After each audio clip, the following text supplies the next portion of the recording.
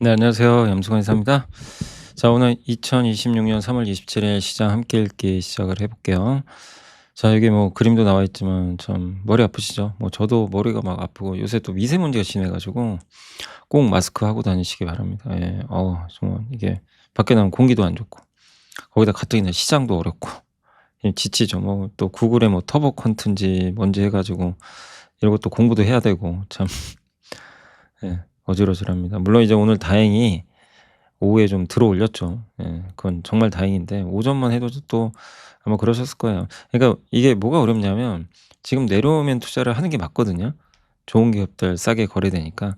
근데 늘 말씀드리지만 그게 우선이에요. '내가 살 수 있나? 내가 용기를 낼 수 있나?' 이게 먼저거든요.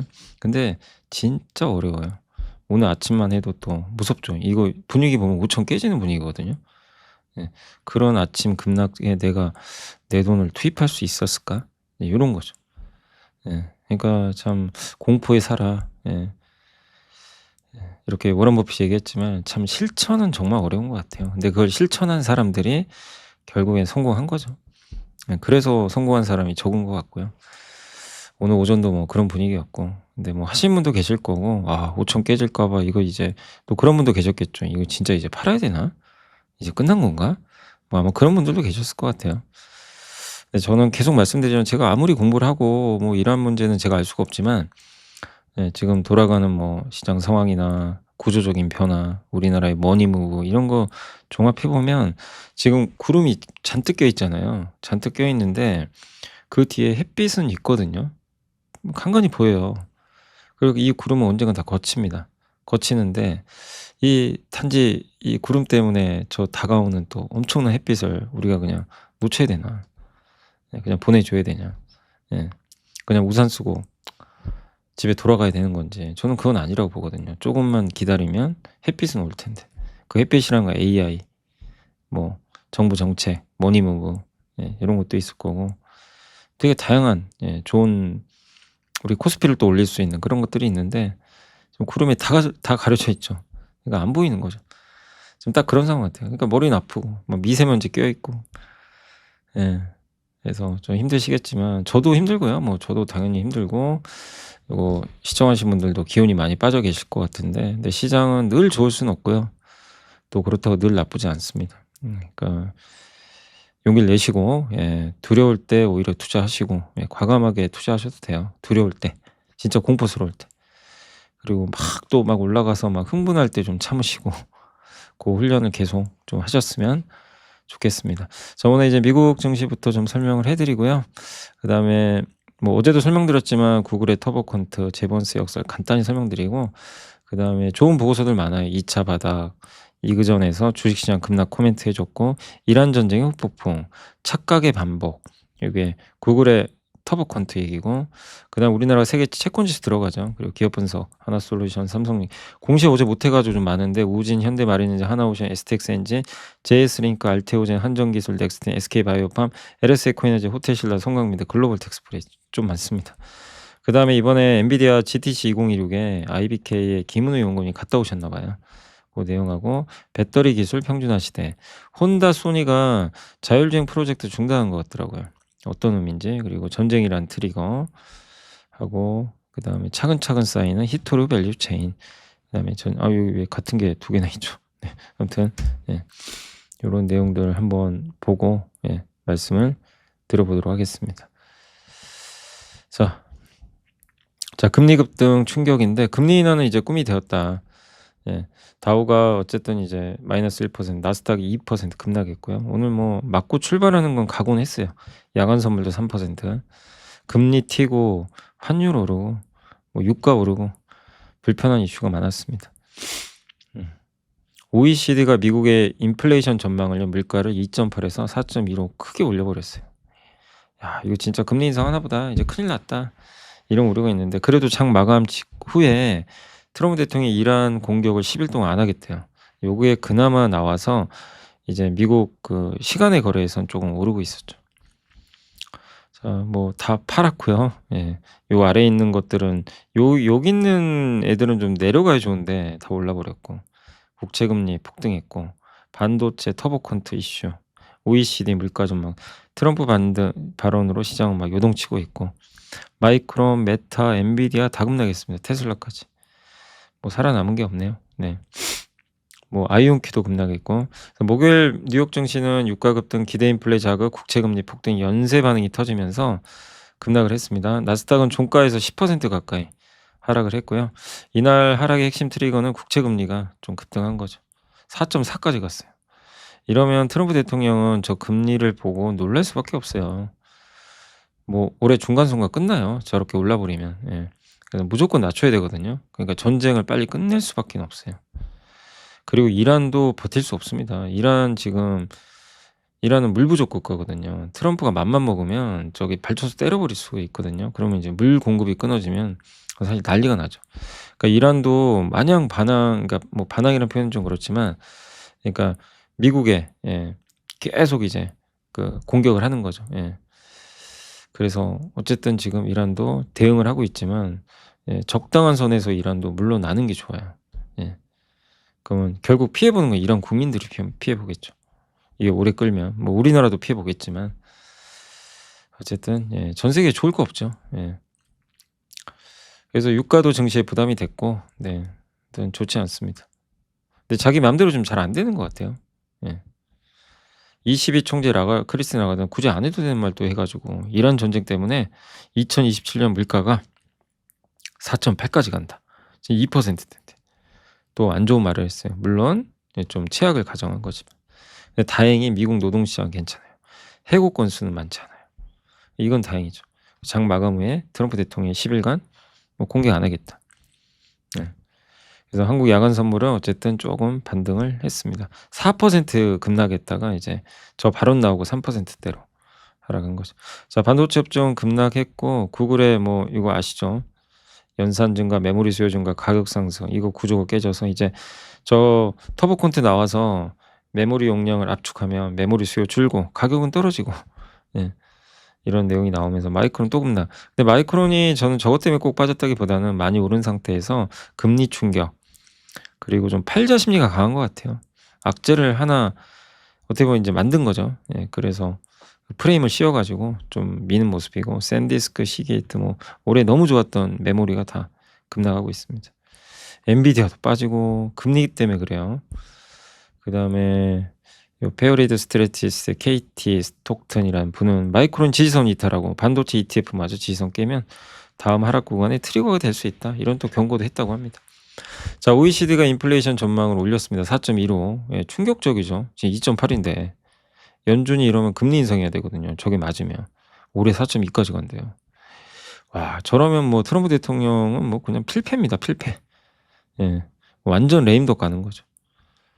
그래서 저는 저렇게 방치할 거로 생각은 안 해요. 예, 지금 나오는 건 다 최악을 좀 반영한 그런 흐름이라고 보시면 되겠고, 재무장관 베스트헨트는 전쟁 이후 에너지 가격이 안정될 거다 이렇게 얘기를 했지만 시장 안 믿죠. 그래서 지금 금리 인하 확률은 금리 인상 확률이에요. 22 연말에 54%까지 금리, 아이고 왜 이러지? 연말에 아무튼 54%까지 금리가 인상될 걸로 좀 보고 있는 것 같습니다. 이래서 오늘 빠진 거예요. 그리고 엔비디아 주가가 70%, 엔비디아 비롯한 기술주가 70% 빠질 수도 있대요. 뉴욕대 교수인데 스콧 갤러웨이라는 사람이 그런 얘기를 했다고 합니다. 예, 기술주들이 70% 폭락할 수도 있다.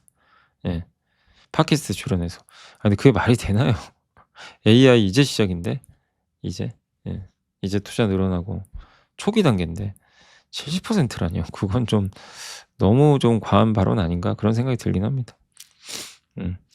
아무튼 이제 기업들이 엄청 투자를 많이 하는데 그 실적이 정당화되려면 기업이 효율성이 올라가야 되는데, 그러려면 해고를 많이 해서 비용을 줄이든가 아니면 주가 폭락을 해야 된대요. 둘 중에. 근데 주가 폭락으로 그렇게 될 것 같다. 뭐 이런 굉장히 막 썸짓한 얘기를 했습니다. 예. 근데 그럼에도 메타는 데이터 센터에 투자 금액 6배 올렸어요. 전혀 안 맞는 말이죠. 뭐 이란 전쟁 나는 거랑 별개로 메타의 저커버거는 우리 데이터 센터 6배도 증가시킵니다. 이게 뭐냐면 텍사스에 있는 엘페소 데이터 센터인데 원래 지난 10월에 15억 달러 투자하기로 했거든요. 이거를 100억 달러 늘린 거예요. 예. 이 팩트는 이거예요. 기업들은 이런 얘기하는 거죠. 도대체 이런 뭐 전문가들, 금융, 예, 여기서 얘기하는 거랑 우리랑 간극이 너무 크다. 예. 왜 저렇게 우리가 투자하는 거에 대해서 감나라 배나라 이러고 있고 뭐 주가 폭락한다 이러고 있고 저거 보고는 그런 거랑 별개로 우린 투자 늘린다.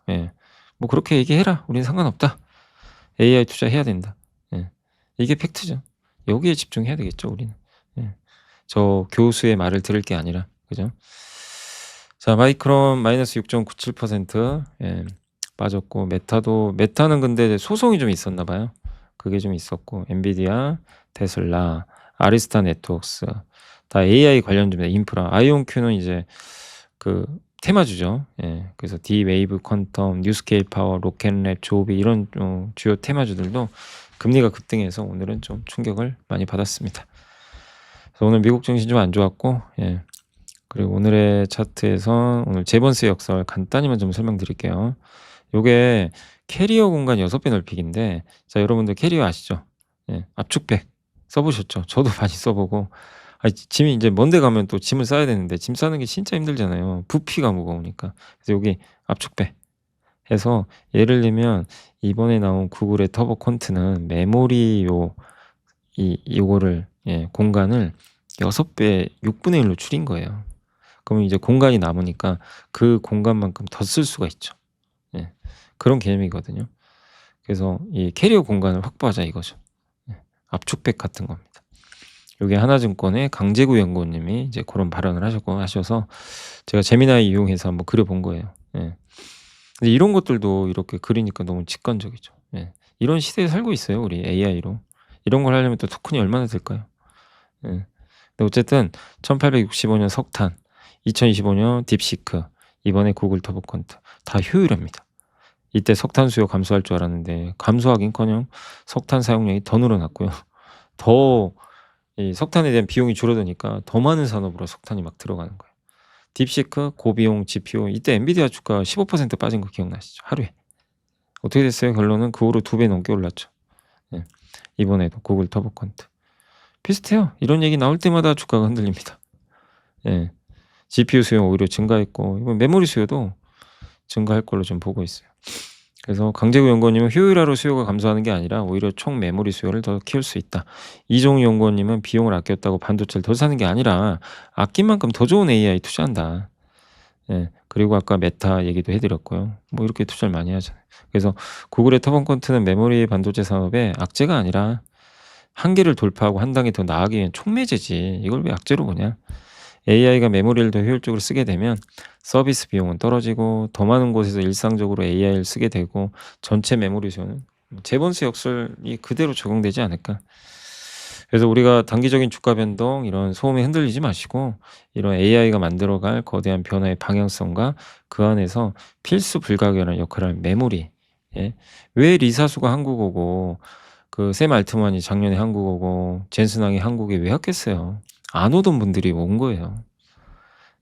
이 논문은 그분들이 오기 전에 이미 공개된 작년 4월에 나온 논문이고, 이걸 모를 리가 없잖아요. 메모리는 너무나 이제 소중한 거죠. 그렇게 생각해 주시면 될 것 같습니다. 그리고 이슈는 없었던 것 같아요, 오늘.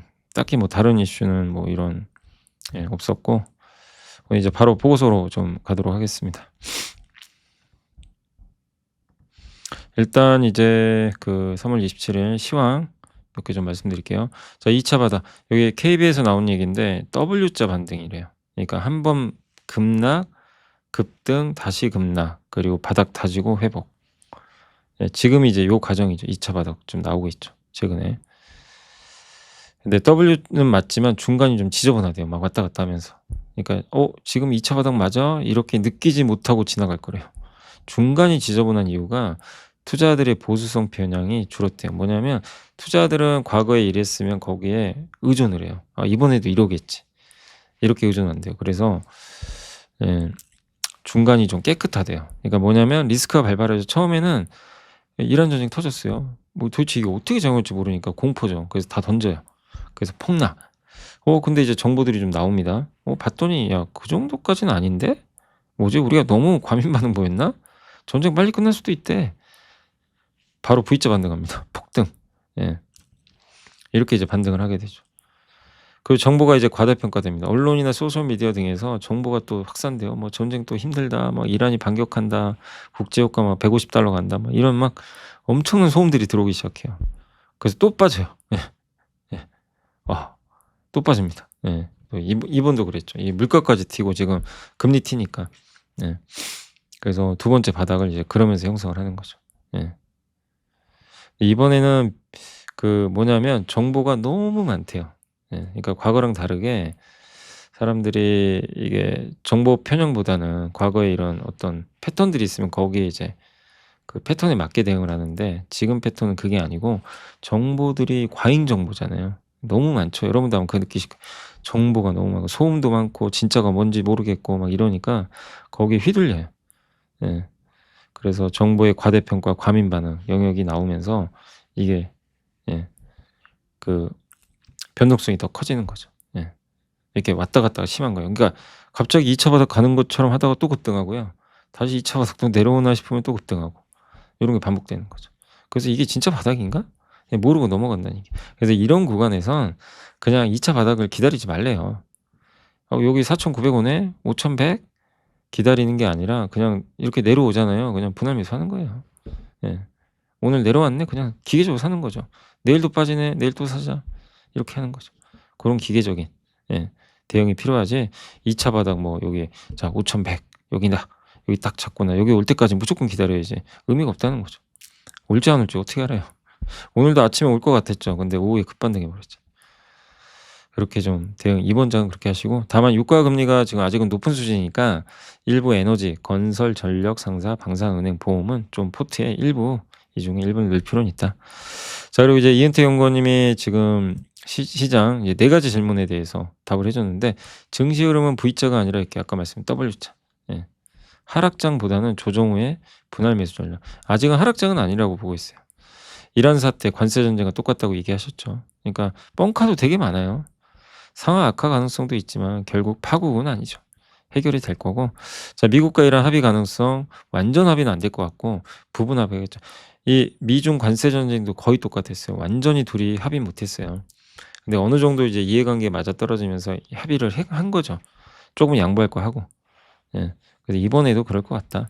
그리고 구글의 터보컨트는 어쨌든 디램 대체 가능성은 높지 않다. 뭐 이건 많이 설명드렸고 2-3년 내에 상황이 바뀔 수도 있지만 지금 당장 디램을 어떻게 대체하겠냐 이런 내용입니다. 자 그리고 코스피가 일 주일 내로 15% 하락한 사례들에서는 V자 반등 없대요. W자로 갔대요. 일 주일 내로 이제 15% 이번이 그렇게 빠졌죠. 그런 경우에는 이렇게 이중 바닥 찍고 간대요 보통. 음. 두 번째 저점이 좀 더 낮다고 합니다. 두 번째 저점이 낮으면 5,000을 깰 수도 있죠 잘못하면. 예. 그건 뭐 우리가 알 수는 없지만 근데 어쨌든 이번에 내려온다면 계속 분할로 비중 확대라는 얘기죠. 자 이란 전쟁 후폭 이란 전쟁 불확실성은 당분간 지속되겠죠. 근데 결국 협상으로 마무리돼요. 뭐 영원히 할 수는 없고 이란도 이렇게 버티는 것보다는 경제적으로 지금 어느 정도 미국의 입장을 들어주면 제재 완화시킨다고 해 줬거든요 미국이. 그래서 정권을 재건하는 게 합리적이지 마냥 이렇게 시간 끌고 그럴 필요는 없다는 거죠. 그리고 이란이 마음에 인제 말을 안 듣는 것처럼 나오잖아요. 지금 실제 그런 얘기는 있어요. 미국이 대규모 파병한다. 예 실제 그거를 지상군 할지 모르지만 해병대와 공수부대 파병한다는 뉴스가 계속 나와요. 압박하는 거예요. "그래 너네 지금 우리가 이런 카드를 줬는데 답이 없어?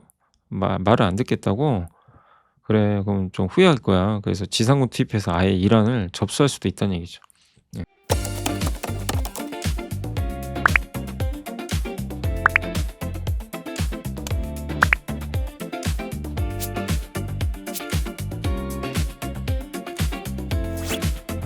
지식이 복리로 쌓이는 투원투게더. 지금 그렇게도 그러니까 약간의 공포심을 주는 거죠. 이란이 나오게 협상에. 이번 전쟁을 계기로 그리고 신재생 에너지에 대한 안보 차원의 정책적 지원 당연히 강화되겠죠. 광물 이쪽도. 예. 그리고 테크 내에선 반도체 전력기 같은 하드웨어가 당연히 유리하고요. 예. 구글의 터보컨트 모델로 메모리 수요 우려가 있지만 딥시크도 비슷한 것 같고 제본스의 역사 아까 설명드렸고. 예. 그런 내용이고 하이퍼스케일러가 루빈 이제 루빈이라는 이제 새로운 칩을 도입하면 동일량의 전력으로 블랙엘 대비 5배 이상의 수익을 또 창출할 수 있다. 이렇게 또 설명도 해 줬습니다. 반도체는 빅테크 자본 제출 수혜도 기대가 되고 AI 도구 대체 우려에서도 상대적으로 자유롭거든요. 예. 반도체는 전쟁 끝나도 괜찮을 것 같아요. 예. 다만 쪼금 지금은 뭐 시장이 안 좋으니까 영향 안 받을 수는 없죠. 그 신재생 에너지에 대한 관심은 높아질 거고 특히 유럽은 더 늘릴 것 같고 그리고 EU 집행위가 발표한 정책 패키지에 에너지 독립 달성 목표로 한 친환경 에너지 지원 강화책도 포함이 돼 있다고 합니다. 미국은 이미 19년부터 화석 연료 중심으로 에너지 자립을 달성을 했어요. 예. 그래서 다른 국가들의 미국산 에너지 수입도 늘어날 것 같다. 미국은 수출국이죠, 에너지. 미국 에너지 기업들은 반사수에 받겠죠. LNG나 뭐 이런 쪽. 그래서 큰 틀에서는 미국 에너지 수입이 많아질 것 같고 유럽은 신재생 에너지로 비중 늘릴 것 같고 우리도 마찬가지고요. 예. 그리고 결국 두 나라는 합의 가능성이 높다. 이렇게 보시면 되겠습니다. 자, 착각의 반복. AI 요게 토큰 처리량입니다, 주간.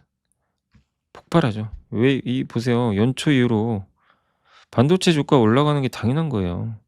이 토큰이 결국 메모리 수요거든요, 어떻게 보면. 예. 그러니까 이상한 게 아니라는 거죠. 그래서 터보 퀀트발 주가 반응은 시장의 착각이다. 기술 자체 임팩트보다 AI 에이전트로 인한 연산량 증가 속도가 훨씬 빠르고 그러니까 이 터보 퀀트 이용해서 토큰을 더 많이 쓸 수 있어요. 예. 딥시크랑 너무 유사한 것 같다. 근데 대신에 매크로 변동성, 이란 전쟁이 이런 AI 에이전트라는 본질, AI 비서 서비스가 시작되면서 이렇게 토큰 사용량 늘고 반도체 수요가 폭발하는데 그걸 다 가려버린다는 얘기죠. 구글 리서치 블로그에서 3월 24일 날 터보 콘트를 공시했지만 작년 4월에 이미 발표된 논문이고 또 요런 NVFP4 KV 캐시, KVTC 요건 엔비디아가 한 거거든요. 다 압축 기술이에요. 그러니까 뭐냐면 저장 용량 처리 속도를 6배에서 20배 개선하는 건데 그런다고 AI 에이전트로 인한 연산량이 줄어들까요? 아니라는 거죠. 오히려 더 늘어나겠죠. AI 챗봇 대비 일반 그 여러분들이 챗GPT 대화하는 거랑 AI 에이전트랑 대화하는 거는 달라요. 10,000배가 더 많은 토큰이 소요돼요. 비교가 안 됩니다. 엔비디아도 이미 수십 배 이걸 KV 캐시를 임시 데이터 저장하는 KV 캐시는 임시로 지금 저랑 챗GPT가 대화하죠. 요 대화 내용들을 저장을 순간순간 하는 게 KV 캐시에다 하는 거예요. 그래서 호출이 와요. 대답할 때 방금 저장한 기억을 그대로 떠올려서. 예. 근데 저게 이제 점점 대화가 늘어나니까 무슨 일이 발생해요. 저 KV 캐시가 감당을 못 해요. 이 많은 메모리 용량을. 예, 이게 기억을 해야 되니까. 그래서 이제 엔비디아도 저거를 줄일 수 있는 방식, 메모리를 압축할 수 있는 방식을 연구를 해 놓은 거고. 예. 이번에 구글도 이제 그런 이제 블로그에 그런 걸 공시한 거죠. 근데 GTC 2026에서 엔비디아 젠슨왕 뭐라고 했냐면 기술자 미팅에서 "여전히 메모리 중요하다." 이렇게 또 언급을 했거든요. 작년에 딥시크가 AI 연산량 줄여서 하드웨어 공급 온다는 얘기 있었지만 다 거짓말이었죠. 예. 그런 일은 없었어요. 기존 대비 100배 연산량을 늘리기 위한 추론 AI 본질을 시장이 지금 못 본대요.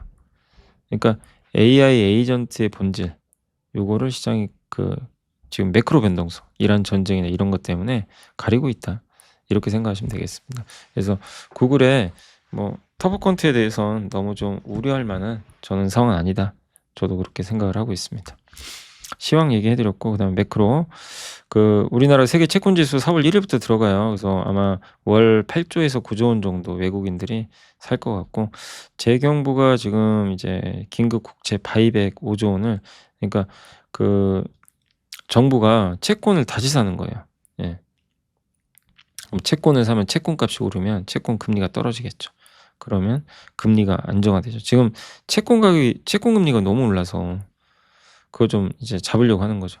거기다가 세계 채권지수 들어오면 외국인이 편입할 거고 정부가 사주고 그러면 채권 금리는 좀 내려오겠죠. 그래서 3월 27일, 4월 1일 날 2회 총 이제 합쳐서 5조 원 규모의 국채 긴급 바이백을 실시했습니다. 3월 27일이면 오늘이고 4월 1일에 한 번 더 하겠죠. 초과 세수가 좀 많아요. 왜냐하면 지금 증권 거래세가 많이 거쳐서. 예. 그래서 그걸 통해서 국채를 갚는 거죠. 또 그 돈을 이용해서. 금리 변동성이 높은 상태에서는 이제 세계 채권 지수 추종 자금에 국채 매입. 그러니까 이들도 우리나라 채권을 사야 되는데 금리가 높으면 좀 부담되잖아요. 네. 그래서 그런 부분 때문에 요거를 좀 선제적으로 좀 조치를 하려고 하는 것 같습니다. 그래서 다만 글로벌 채권 시장 전반에서 정부 지출 확대 및 국채 발행 물량 증가에 대한 우려가 여전히 있는 상태니까, 또 미국의 좀 최근에 금리도 워낙 높잖아요. 예. 그래서 우리나라 시중금리가 그냥 바로 해서 꺾이진 않을 거예요. 그러나 전쟁이 좀 이제 끝을 나가고 미국의 금리가 좀 안정화되면 한국도 다시 정상적인 금리로 가지 않겠냐라고 생각하고 있습니다. 예. 아직은 제약 요건도 있지만 정부가 노력은 하고 있죠. 그래서 바이백이라고 하는데, 정부나 기업이 시장에서 옛날에 발행했던 그 채권들 있죠. 이걸 다시 사들이는 행위예요. 바이백. 돌아온다. 그죠? 정부가 과거에 발행해서 시장에 떠돌고 있는 국채를 직접 매입해서 소각을 합니다. 내가 예전에 빌린 돈 내가 다시 사서 없애버릴게. 뭐 약간 이런 느낌이죠. 예. 국채를 아예 샀던 거를, 그러니까 옛날에 발행했던 걸 그냥 없애버리겠다. 국채가 너무 많이 풀리면 금리가 오르죠. 국채값 떨어지니까. 그래서 금리를 안정화시키는 좀 정책은 좀 나오고 있다라고 보시면 되겠습니다. 자, 그리고 이제 문제의 기업입니다. 오늘은 문제라고 해야 돼요. 예. DS투자증권의 안주원 연구원님이 그냥 엄청 뭐라고 하셨어요. 한마디로 기대 효과 없는 유상자 매도 의견. 순차익금 규모 13조, 1.5조 원의 자금 상환을 할 예정인데 차익금 축소 쉽지 않아요. 13조. 그러니까 하나솔루션의 최대 단점이, 저도 예전에 몇 번 말씀드렸지만 이 부채가 좀 있어요. 요거에 대한 걸 어떻게 해소할 거냐, 이게 좀 있는데 1.5조 원 이번에 조달해 가지고는 턱도 없는 거죠. 텐덤, 탑콘 셀라인 구축. 요게 반도체 새로운 공장이죠. 예. 여기에 9천억도 투자를 하는데 시기상 어울리지 않다. 이런 재무 구조에서 미래의 기술 선행 투자는 우선순위가 아니다. 일단 빚부터 갚아라 이거죠. 예. 우주 태양광도 좋았지만 중국이 이쪽은 앞서고 있다. 기대할 건 1분기 실적은 좋을 거예요. 실적은 좋지만 좀 신뢰를 좀 저버렸다, 이렇게 보시면 되겠고, 신한의 이진명 연구원님도 우주 태양광에 대한 기대감이 높은 상황에서 페로브스카이트, 텐덤셀 기반, 고효율 기술 확보, 양산 경쟁력 확보 중요하니까 뭐 선제적 투자는 뭐 장기적으로는 괜찮은데 비슷한 얘기입니다. 재무 구조 개선을 지금 또 해야 되잖아요. 낮은 우주 태양광 가시성 있고, 수혜를 받을지 불명한 거죠. 그래서 이번 이제 그 평가에 대해서는 조금 뭐 DS보다는 조금 완화적이지만 이렇게 좋은 평가를 내리지 않았고, IM증권의 전유진 연구원님도 회사 전반, 그러니까 이해는 간대요. 지금 뭐 돈은 부족하고 빚은 갚아야 되고, 그러나 연초 이후로 이어지고 있는 주가 상승에 갑자기 기습적으로 그것도 40%나 돼요. 너무 많아요. 이런 증자를 한다는 점에서 아쉽다. 하나그룹은 자본시장 이해도가 높거든요. 전 계열사에서 자금 조달 위해 자본시장을 적극적으로 활용을 해왔죠. 이번 증자 이후에도 추가 유상자 가능성을 좀 배제할 수 없다라는 점도 있는 것 같습니다. 또 할 수도 있대요. 지금 갚아야 될 돈이 많으니까. 최근 우주 태양광 기대로 주가 오른 거는 좀 과한 부분은 있었죠. 그래서 일단은 좀 다들 대부분 다 보수적인 의견입니다. 유상자가 불가피한 부분도 있긴 있어요. 차입금을 갚아야 되는데, 다만 그런 차입금으로 어쨌든 유상자를 이제 갚게 된다면, 어쨌든 그 차입금이 워낙 많으니까. 근데 이걸로 다 한 번에 안 되잖아요. 한 번에 갚을 수가 없어요. 거기다가 40%에 달하는 유증, 그것도 소통 한 번도 안 하고, 소통은 좀 해줬어야 되는데 명백한 주주가치 훼손이죠. 그래서 증권거래소에서 이거 허용 안 해줄 수도 있어요.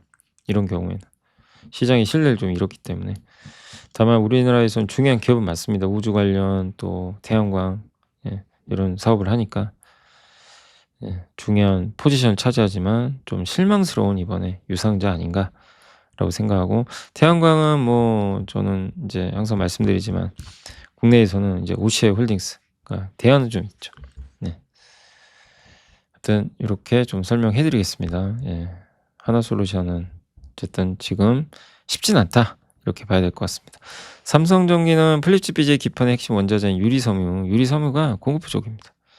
최근 다운스트림 업체들로부터 순차적인 가격 인상 움직임이 발생했다. 다운스트림은 이제 결국 뭐냐면은 이제 기판을 실제로 이제 최종적으로 만들어서 활용하는 거죠. 예. 그래서 원재료가 이제 업스트림이고, 예. 플립칩 BJ 기판 자체도 공급 병목으로 작용하고 있다. 원재료 가격 상승분의 판가 전이는 가능하지 않겠냐 이렇게 보고 있고, 기판 혼합 판가를 그래서 올렸대요. 예. 하반기부터 또 추가되는 고객사의 차세대 아키텍처에는 네트워크 칩이 탑재량이 기존 대비 2배나 증가할 거로 봅니다. 그래서 이 모델부터 삼성계 플립칩 BJ 기판도 탑재가 본격화될 것 같다라고, 예, 기대를 좀 하고 있는 것 같습니다. 그래서 삼성전기는 오늘은 좀 빠졌지만 AI에 없으면 안 돼요. 플립칩 BJ 큰 기판, MLCC 들어가죠. 로봇에 카메라도 넣죠. 예. AI 사이클의 주인공 중에 하나인데 주가 많이 올랐는데 관심들은 많지 않아요. 그죠? 예. 아무튼 전기에 대한 시각도 계속 긍정적으로 봐야 될 것 같습니다. 그리고 오늘은 이제 이게 공시 못한 게 좀 있어서 공시 좀 설명을 해 드릴게요. 3월 25일부터. 어제 좀 못했죠? 네. 자, 먼저 우진은 신한울 1호기 2차 계획 예방 정비 주기 교체용 논해 계측기. 논해 계측기 뭐냐면은 원전 주 기계 안에 핵 분열이 얼마나 돼 있는지 그걸 측정하는 기계예요. 반드시 필요합니다. 그래서 한수원에 이번에 공급을 하게 됐죠. 뭐 작년부터 많이 올랐죠, 주가도. 현대 마린 엔진, 선박 엔진 중국에 공급합니다. 하나오션은 초대형 원유 운반선 3척. 그다음에 요새 원유 운반선하고요. LNG선 수주 잘 돼요. 이번에 하나오션이 받았죠. 삼성중공업이 기존에 받은 게 최근에 수주 단가가 척당 3,779억인데 이번 건 더 늘었어요. 3,782억. LNG 성과 올라가는 건 긍정적입니다. STX 엔진은 방위 사업용 수출 엔진 공급했다고 하나 에어로에 수출 엔진 공급했다고 하더라고요. 예. 그래서 자주포 있죠. K9 자주포. 폴란드. 예. 여기 들어가는 잔여 물량용 엔진, 또 자주포 차체 구성품 공급 계약 요런 데 다 연결된 엔진. 예. 유지 보수. 또 루마니아, 인도, 노르웨이 유지 부품, 인도 유지 부품 요런 것들이 좀 포함되지 않았나 이렇게 보고 있습니다. 이번 계약에서 주목할 점은 6개국 8개 프로젝트가 단일 공급 계약으로 한 번에 묶여 있어요. 그래서 사실상 K9 자주포를 그냥 하나 에어로가 혼자 만드는 게 아니라 이런 STX 엔진의 엔진이라든가 공급망을 이용을 해요. 같이 만들어요. 근데 거기에 이제 STX 엔진이 같이 엮여 있다는 건 사실상 독점적 지위를 가지고 있는 거 아니냐 이렇게 보고 있는 것 같습니다. K9 운용국이 확대될수록 엔진 이 수리 수요도 늘겠죠, 당연히. 그리고 세계 자주포의 표준으로 지금 K9 자주포가 그 이미지가 올라가고 있습니다. 그리고 인도에 수출하는 고고도 엔진 조립체도 있나 봐요. 536억짜리고 요것도 하나 에어로에 공급을 합니다. 고고도는 뭐냐면 K9 자주포가 이렇게 이제 포가 있잖아요. 거기 탑재되는 디젤 엔진 시스템인데 고도가 높은 지역에서도 안정적으로 작동할 수 있다는 걸 좀 이제 증명해서 설계된 엔진을 의미한다고 합니다. 예. 인도는 되게 히말라야 고온지대에 있으니까 거기서 작동을 해야죠. 이렇게 어떻게 보면 K9 자주포가, 예, 거기에 맞게 적절하게, 예, 그 위치를 맞춰야 되겠죠. 그래서 이런 고고도 환경에서 장비 운영이 인도는 핵심이라는 거죠. 일반 엔진은 고도가 높아지면요 공기 밀도가 떨어져서 출력이 감소한대요.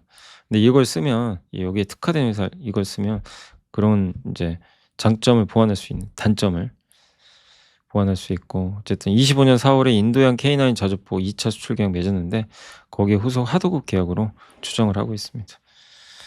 그리고 K9 자주포가 수출국이 지금 늘어나고 있죠. 폴란드, 인도, 루마니아, 베트남, 이집트, 에스토니아, 핀란드, 노르웨이들이 또 거론되고 있고, K9이 서방 세계 표준 자주포로 자리 잡으면 STX의 엔진도 당연히 구조적으로 좋다. 조선도 있지만 아무튼 방산 쪽에서 굉장히 좀 기대감이 높은, 예, STX 엔진이고요. JS링크가 말레이시아에 또 회사 하나 만들어요. 영구 자석하고 미국에도 하고, 예, 국내에서도 만들죠. 영구 자석 생산 및 안정적인 자원 공급망 구축, 글로벌 경쟁력 강화 목적으로 이 회사 지분을 취득했다고 합니다. 그래서 말레이시아에 공장 설립을 하기 위해서 만든 거고요. 예, JS링크는 원래 생명과학 서비스 업체인데 히토르 영구 자석 사업에 진출하게 됐죠. 그러면 좀 완전히 바뀌었죠, 회사가. 그래서 세계적인 연구 자석 전문가가 켄지 고니시예요. 이 사람을 영입을 한 거예요. 이것부터 좀 의미가 있죠. 음. 연구 자석은 네오디뒴 뭉철 붕소라 그래서 히토류를 원료로 제조되는 세계에서 가장 강력한 자석이에요, 자석. 자석인데 연구 자석. 그래서 히토류 요걸 좀 원료로 하고 있고, 예. 전기차, 풍력 터빈, 트론, 전투기 다 들어갑니다. 뭐 안 들어가는 데가 없어요. 핵심 산업에. 현재 중국이 80%, 90% 생산은 90% 바꿔야죠. 그래서 글로벌 삼각 생산 거점 전략. 이번 말레이시아 투자는 JS링크가 이제 한국 기업이죠. 말레이시아를 이용해서 미국까지 가는 이런 좀 하나의 동맹 관계 아니냐 이렇게 보고 있는 것 같습니다. 자, 생산 거점은 한국, 미국, 말레이시아 이렇게 있고 충남 예산, 조지아주, 콜럼버스, 파항주 이렇게 돼 있고요. 예. 연간 1,000톤 시험 생산은 성공했습니다. 여기 연간 3,000톤 시범 운영, 연간 3,000톤 신규 설립 결정. 그다음에 여기는 이제 그 연간 7,000톤이 합쳐서. 그래서 요런 이제 그 이 수주, 예. 생산 거점 이런 것들이 있으니까 참고하시면 되겠습니다. 왜 말레이시아냐면 그 호주 히토류 기업 라이너스 아시죠? 여기가 비중국 회사 중에 세계 1위죠. 히토류 중에. 업무 협약 체결을 했거든요. 그래서 말레이시아 쿠안탄에 3,000톤 규모의 연구 자석 공장을 공동 개발하기로 했습니다. 그러면 저기 이제 라이너스가 만든 그런 이제 광물들 있죠. 히토류. 이런 것들을 보내주면 말레이시아가 그걸 가공을 해주는 거죠. 그래서 중국의 세계 최대 히토류 생산 정제 기업입니다. 라이너스가. 예. 말레이시아 쿠안탄에 세계 유일의 중국의 대규모 히토류 정제 공장을 운영을 하고 있고요. 예. 아무튼 탈중국 수지 계열화 가능성에 지금 주목을 하자. 이렇게 보시면 되겠고, 호주의 마운틴 웰스 광산에 히토류 채굴 한 다음에 말레이시아에 이제 정제 공장으로 보내고요. 여기서 연료를 넣어서 예, 직접 공급을 해서 말레이시아 파항주로 또 보낸대요. 여기에 JS링크에 연구 자석이 있어요. 그래서 연구 자석을 만드는 거죠. 그래서 JS링크는 미국, 호주, 영국 등 중국이 아닌 서방국과 동맹국에서 생산 및 가공된 히토류 원료를 공급받아서 연구 소결 자석을 제조 및 판매하고 있습니다. 그리고 이제 인플레이션 관축법에 의하면 중국산 핵심 광물 지금 배제를 요구하고 있잖아요. 이제 그런 부분에서 가치가 올라가겠죠. 라이너스는 세계적인 기업이잖아요. 옛날에 한깨비용에서 한번 알려드렸지만, 근데 이 라이너스가 실제 우리나라 기업들하고 손잡고 있고, 사실 오늘 또 소개해드릴 기업 중에 하나가 LS 에코에너지인데 거기랑도 손잡았어요. 공시 또 떴어요. JS링크, 예, 그 다음에 LS 에코에너지. 예. 그러니까 라이너스도 우리 한국과 손잡을 지금 그게 있는 거죠, 의지가. 예. 그렇게 보시면 되겠고, 알테오젠이 인간 히알루로니다제 제품 요거 관련해서 라이센스, 그때 좀 약간 로열티율 때문에 좀 안 좋았지만 바이오젠의 자회사랑 계약을 맺었다고 합니다. 이 부분은 또 호재가 되겠죠. 그래서 요새 조금 이제 알테오젠도 분위기는 살아나고, 한전기술이 베넥이라는 미국의 자산운용사에서 투자를 했어요. 여기는 원전 ETF 만드는 회사거든요. 베넥이. 이 회사가 지분을 이제 5%. 한전기술을 이미 ETF에 많이 담았을 수도 있어요. 그러다 보니까 이제 이 지분이 초과했을 수도 있죠. 주로 ETF나 이런 거 상품 발행하는 회사입니다. 베넥, 우라늄, 뉴클리오, 에너지 ETF. 예, 금도 있고 반도체도 있고 비트코인도 있고 다양한 ETF 있는데 핵심은 원자력이에요. 예, 그래서 한전기술은 완전 세계적인 기업이죠. 설계 쪽에. 아마 그런 부분 염두에 두고 아마 지분 투자한 거 아닌가라는 생각을 하고 있습니다. 그래서 단순히 한 종목에 대한 투자가 아니라 글로벌 원전 르네상스 테마에 한국 원전 밸류체인 놓은 거고, ETF에도 한전 기술이 중요하다는 걸 의미하는 그런 거 아닌가라는 생각이 듭니다. 자, 그리고 넥스티는 웨이퍼 검사 장비인데 크로키라는 장비를 하이닉스에 공급한대요. 요렇게 요거 이제 그 좀 생각을 하시면 되겠고, 넥스틴이 예, 제가 재미나게 물어봐서 이렇게 그려준 거예요. 그래서 요렇게 화면 보고 웨이퍼에 뭔가 문제가 있는지 검사를 합니다. 그래서 D램을 여러 층 쌓잖아요. 그 과정에서 휘어지고 깨지는데 그걸 검사해 주는 거예요. 휘어졌나 깨졌나 웨이퍼가. 고속 검사하고 미세한 그 크랙도 검출해 주고. 예. 경쟁 구도는 캠텍과 온투가 있는데 하이닉스가 캠텍 온투라는 회사보다 넥스틴의 크로키로 전면 교체한 걸로 알려졌대요. 야, 넥스틴의 기술력이 그만큼 좋다는 얘기죠. 예. 그러니까 그 휘어지는 거 검사하는데 한계가 있었는데 넥스틴 건 그게 아니래요. 예. 한계를 뛰어넘은 거죠. 그래서 하이닉스에 이렇게 수주한 내역입니다. 63억, 106억, 수십억억, 106억 이렇게 꾸준히 수주를 했으니까 참고하시면 되겠습니다. 그래서 제품 포트폴리오는 이지스는 이제 웨이퍼의 그 패턴이 제대로 됐는지 검사하고, 크로키는 이제 휘어졌는지 뭐 이런 거 깨졌는지 이런 거, 아이리스는 3D 낸드를 검사하는 거, 레스큐는 정전기 제거, 그다음에 아스피는 패키징 공정을 검사해 주는 이런 장비들이 있으니까 또 참고를 해 주시면 좋을 것 같습니다. 아무튼 HBM 핵심 공급망에 이제 진입하게 됐죠. 하이닉스에 공급을 하니까. 그래서 거기서 크로키를 넥스틴 걸 이제 거의 이제 사용을 이 크로키를 100% 사용 중이니까 단순 납품이 아니라 독점적이다, 이렇게 보셔도 될 것 같습니다. 그리고 SK바이오팜도 이제 자회사에다 이제 요거 뇌전증 치료제 이거 공급 계약을 맺었고, 어쨌든 근데 요새 안 좋죠. 뭐 실적이 좀 예전에 약간 기대 이하였거든요. 그래서 다음 4월이나 5월에 발표할 실적에서 매출 성장이 다시 나와야 될 것 같아요. 그래야 좀 올라가겠죠. 그래서 지금은 바닥은 다지고 있고 요런 수주가 많이 나올수록 좋죠. 예. 미국 자회사 통해서 이제 미국의 그 병원 같은 데 이제 보내려는 물량이겠죠. LS 에코에너지 방금 설명, 아까 제가 JS링크 여기도 보세요. 호주 라이나스랑 전략적 파트너십 맺었어요. 그죠. 우리나라 기업들하고 하려고 그러죠, 호주가. 우리나라 기업 중에 일부 이게 준비돼 있으니까. 그래서 JS링크 있고, 오늘은 이제 LS 에코에너지 히토르 사업의 실행력을 제고하기 위해 추후 별도의 본계약 체결을 할 거래요. 전환사채를 서로 주고받아요. 지분 교환하는 거예요, 서로. 그냥 악수만 하는 게 아니라 우리 지분 교환까지 하자. 굉장히 유기적인 관계를 맺겠다는 겁니다. 그러면 이제 라이나스로부터 히토를 받아서 한마디로 LS 에코에너지가 요걸 이용해서 금속을 만들고 이 금속을 미국에 보내요. 그러면 LS의 연구 자석 공장이 있거든요. 거기서 연구 자석 만드는 거예요. 요런 밸류 체인입니다. 라이나스는 너무나 유명하죠. 전 세계 1위입니다. 중국 제외하면. 히토르, 정히토르, 중히토르 다 분류 가능하고요. 최강 회사 중에 하나예요. 정제 시설이 말레이시아에도 있고. 예.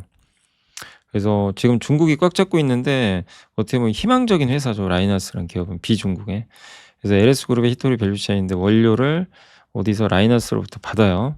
말레이시아 정제 공장이 있으니까. 그 옆에 말레이시아 이제 뭐 공장이나 또 여기 베트남 쪽에 좀 투자를 하고 있죠. 베트남에 지금 LS 에코에너지가 투자하고 있는데 여기서 이제 요 물량을 받아다가 가공을 하는 거죠. 그래서 금속을 만들어요. 히토르 금속을 요렇게. 그리고 이 금속을 보냅니다. 미국에. 체사피크시의 자석 공장, 연구 자석. 그러면 LS가 이걸 만들어요. 연구 자석. 그래서 전기차 이런 데 넣어주는 거죠. 로봇이나. 그런 내용입니다. 그래서 LS 에코에너지 히토르 사업 타임라인인데 2024년 1월에 베트남부터 시작을 해서 좀 계속 이제 이렇게 진행을 해온 거고요. 예. 그래서 LS 에코에너지는 지금 히토르에 좀 집중적으로 투자를 하고 있고, 최후의 퍼즐 조각이 원료죠. 히토르 원료를 라이나스로부터 이제 받을 수가 있어요. 숙제를 해결한 거죠. 예. 그래서 자본 이제 서로 그러니까 전환사채 교환을 하고 끈적끈적한 관계로 가자. 예. 우리 한번 중국을 이겨보자. 이런 느낌입니다. 그리고 히토르는 연구 자석의 최종 수요처죠. 예. 연구 자석에 전기차 구동모터 풍력 터빈 로봇 이런 데 다 들어가니까 예, 로봇 시대에도 딱 맞고, 그래서 LS 그룹도 지금 여기에 굉장히 투자를 좀 많이 하고 있다라고 봐주시면 되겠습니다. 자, 그리고 호텔신라 한인규 사장은 이제 4,800주 샀다고 공시를 했고요. 요건 그대로 2억 샀어요. 근데 이부진 사장은 지금 산 게 아니고 미리 공시를 합니다. 이런 이 대기업 총수나 임원이 회사 주식을 이렇게 사기 전에 미리 신고를 하거든요. 미리 신고를 한 거예요. 4월 27일부터 사겠대요. 5월 26일 한 달 동안 47만 주를. 얼마에? 42,700원에. 계산해 보니까 2억 200억입니다. 주가는 빠져 있는데 자기 회사 주식을 200억이나 산다? 시장 화나는 거죠. 예. 메시지가 좋은 거죠, 이건. 호텔신라도 이제는 좀 올라갔으면 좋겠습니다. 위로. 성강밴드는 JP모건에서 투자를 했고, 피팅 아시죠? LNG 요거에 수혜주고. 자, 글로벌 텍스프리도 VIP 자산운이 저번에 비중을 줄였는데 다시 늘렸어요. 이렇게 많이 2% 넘게. 좀 최악은 지났다고 보는 것 같아요. 좀 실망스러웠죠, 글로벌 텍스프리. 근데 좀 다시 좀 바뀌길. 또 VIP 자산운용이 주주 환원을 위해서 또 많은 제안들을 할 수도 있는 거죠. 자, 그래서 공시도 한번 설명드렸고, 중요한 거는 이제 라이나스란 기업이 LS 에코에너지, JS링크에 우리나라 기업과 손잡는 건 굉장히 의미가 있어요. 히토리 쪽에서. 그래서 '이것도 구조적이지 않나.'라는 생각이 듭니다. 그래서 공식까지는 설명을 해 드렸고요. 자 이제 아까 어디까지 했죠? 기업 분석까지 했고 다 못하겠는데요 또. 자 전쟁과 유가의 무풍지대. "난 여기서 AI 미래를 보았다." 요거만 읽어 드릴게요. 그 김은호입니다. 아직 미국 일정이 남아서 보니까 이 미국 일정 중에 GTC 2026 보고 나서 쓴 거예요 그냥 거기서 바로. 제목을 전쟁과 유가의 무풍지대. 무풍지대 맞죠? AI 데이터 센터. 여기서 미래를 보고 간 거예요. AI 미래는 확정된 것은 아니고 누구도 알기는 어렵지만 본인이 보고 나니까 '이건 아니다. 이거는 다가올 미래다.' 그래서 근본적인 차이점은 한 회사가 주관하죠. 어떤 이제 행사인데 엔비디아가 주관해요. 다른 데는 다 섞여 있는데.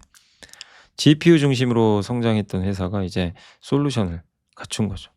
그래서 GPU의 영향력이 강화되고 있고 오픈 모델의 역할과 중요성, 에이전트 그러니까 인공지능 비서 시대가 개막하고 그러니까 자기가 이거 창간하기 전에는 엔비디아에 대한 좀 시각이 좀 있었대요. '우연히 대박난 회사 아니야? 챗GPT 만나서?' 이런 게 생각했는데 아니라는 거죠. AI 생태계를 직접 조율하는 회사 돼 버린 거예요. 운이 좋게도 현지 벤처 캐피탈 관계자를 만날 기회가 있었고 이런 내용도 보고서에 있다고 합니다.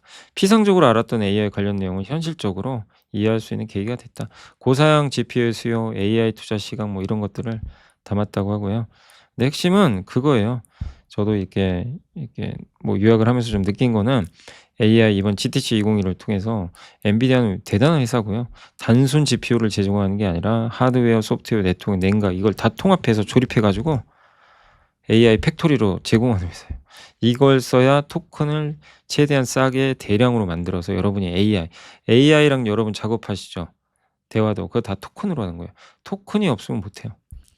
그럼 어느 회사보다 싸게 하는 거죠. 그런 내용입니다. 클로드 코드를 쓰면 코딩해 주는 건데 AI가 챗GPT보다 10,000배 써요 토큰이. 예. 터보 퀀트도 여기 들어가 있고. 추론의 효율성을 극대화하기 위한 베라루빈 시스템도 이번에 공개했고 연산 능력이 10년 전보다 4천만 배.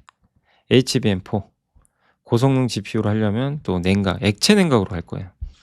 대부분. 요게 서버 렉입니다. 요 렉에 엔비디아의 그 시스템을 다 집어넣는 거죠. 요런 거를. 예. 요런 걸 하나씩. 고거를 좀 현지에서 잘 보고 느끼고 오신 것 같습니다. 자 그리고 이거 다 못할 텐데 배터리까지만 할게요. 일단 죄송합니다. 나머지는 다음 주쯤 해야 될 거예요. 시간이 다 돼 가지고. 자 국내 2차 전지 업계는 미국 전기차 시장의 고성장을 기대하면서 공격적인 설비 투자를 단행했지만 업황 둔화 뭐 안 좋은 건 아시죠? 근데 우리나라는 지금 배터리 점유율을 빠르게 중국이 잠식했는데 작년 하반기부터 바뀌었어요. 수익성의 핵심 변수인 리튬 가격이 25년 킬로그램당 $8에서 저점을 통과해서 26년 20kg, $20까지 반등한 후 안정화 단계에 진입했다. 예 그러니까 리튬 값의 이제 하락은 끝났어요. 오늘도 LNF 좋았죠. 예. 그다음에 미국의 저 감세 법안에는 중국을 규제하죠. ESS 배터리에 중국 안 된다. 그리고 우리나라 업체들이 전기차 배터리 생산 라인이 좀 놀아요. 수요가 없으니까. 그걸 ESS로 바꿔요. 가동률 올려서 ESS가 너무나 중요한 거죠. 네. 그리고 유럽에서도 약간 배터리 관련 규정 이게 나올 것 같고 중국을 좀 규제하는 법이에요 사실. 그러면 거기에 우리나라 기업들이 이미 현지화 돼 있는 것도 있고 한국과 유럽은 FTA 체결국이니까 한국 공장에서 만든 제품도 유럽에서 만든 거랑 똑같이 이제 적용될 수 있죠. 그럼 뭐 보조금 같은 거 혜택을 받을 수가 있는 거죠. 그래서 단기적으로는 미국, 유럽의 현지 생산 거점 같은 배터리 3사 LG, 삼성, SK 다 좋을 것 같고 양극재에서 LNF와 에코프로비엠을 주목하자. LNF는 테슬라에 공급하죠. LFP 그리고 삼성 SDI 이런 쪽에도 공급해서 LFP 배터리 ESS에 굉장한 수혜를 받을 것 같고 에코프로비엠은 양극재 업체 중에 유일하게 유럽에 있어요. 공장이. 그런 면에서 수혜가 기대된다라고 생각하시면 좋겠습니다. 자 이제 시장이 끝났고 이제 마무리할게요. 오늘 그래도 요 정도에 끝난 건 선방한 거예요. 아침에 아주 그냥 급락해 가지고 뭐 여러분도 아시겠지만 코스피 지금 보이시죠? 믹 양봉 나온 거. 예. 아침에 급락 출발했어요. 마이너스 4%까지 빠졌어요. 그게 거의 보합까지 장중에 살짝 플러스도 나왔어요. 많이 줄인 거죠. 그러니까 다행이죠. '아 버티는구나.' 그럼 이제 시장은 여러분이 보시면 이제 요렇게 생각하시면 되죠. 시장은 분봉 차트인데 지루하지만 좀 박스권에 이렇게 갇혀 있어요. 이렇게. 여기랑 5,200 위로는 5,800 이죠. 요 안에서 왔다 갔다 하는 거예요.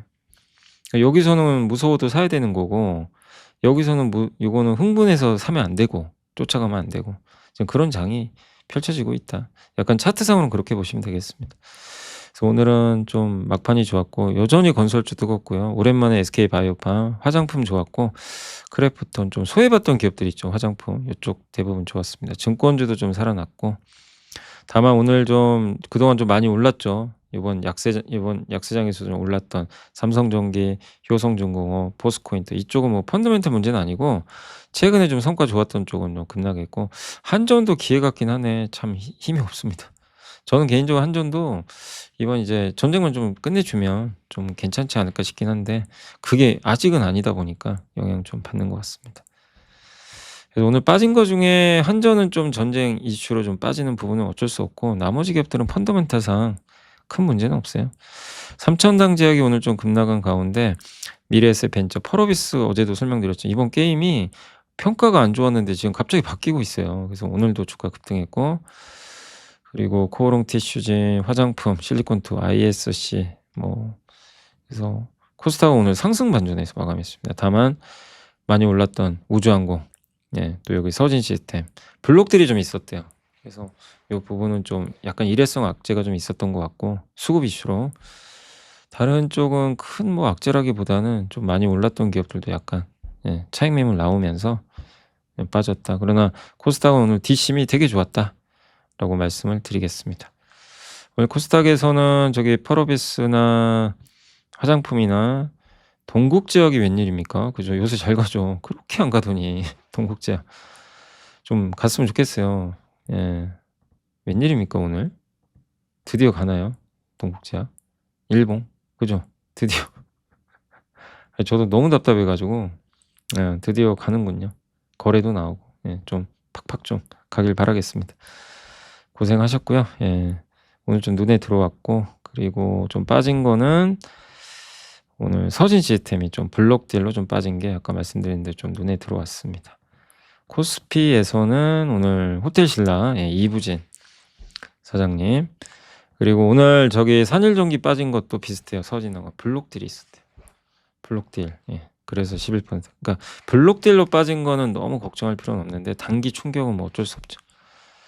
이렇게 생각해 주시면 되겠습니다. 그래서 오늘 외국인 좀 그만 좀 팔아라 좀. 아니 무슨 4조를 팔았어요. 와 도대체 올해 얼마를 판 건가요? 한번 볼까요? 외국인이 올해 판 게 63조입니다. 63조. 와 그런데도 지수가 이 정도면 진짜 선방한 건데 지수 올랐잖아요. 어쨌든 63조 팔았는데 연초 대비 많이 올랐잖아요. 근데 어쨌든 참 정말 미친 듯이 파는군요. 자 그리고 오늘 이제 마지막으로 섹터만 보고 마무리하겠습니다. 오늘은 창투사 2차 전지 오늘 LNF가 특히 좋았고 신고가 났죠. 오늘 이제 52주 신고가인가 아마 그럴 거예요. 두나무 관련주 중에서는 창투사 때문에 좀 강했던 것 같습니다. 호텔 좋았고 게임주 요새 분위기 좋고요. 면세점, 화장품, 반도체는 저 DB하이텍만 좀 좋았던 것 같습니다. 그래도 삼성하이닉스 낙폭 많이 줄었습니다. 건설기계는 대창단조 좀 괜찮았고요.